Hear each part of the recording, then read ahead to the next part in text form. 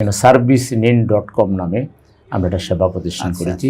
এটা অ্যাপের মধ্যে আপনি ঢুকলে পাবেন, ওয়েবসাইটে ঢুকলে পাবেন, আপনি ফোনিংয়ের মাধ্যমে ওইটা কানেক্ট হতে পারবেন। আমরা মানুষের বিশেষ করে টেকনিক্যাল সার্ভিস যেগুলো আছে, fridge, AC, microwave, lift, home অ্যাপ্লায়েন্সের যে কাজগুলো, এই কাজগুলো অনেকটা দুর্নীতিগ্রস্ত। ধরেন আপনি একটা ফ্যানের কিছুই হয় না, তারে হয়তো গন্ডগোল হয়েছে, দুইটা তার একটু হয়তো ডিসকানেক্ট হয়ে গেছে, ও এসে বলবে স্যার এটার কম্প্রেসার নষ্ট হয়ে গেছে, এখন কম্প্রেসার কিনতে হবে। এটা নষ্ট হয় না, কিন্তু যেটা আছে এটাই ভালো, এটা সে নিয়ে যাবে, এটা বিক্রি করবে।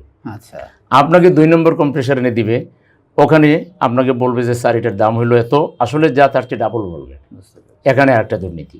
3 নম্বর, এটার জন্য চার্জ আবার সে নেবে।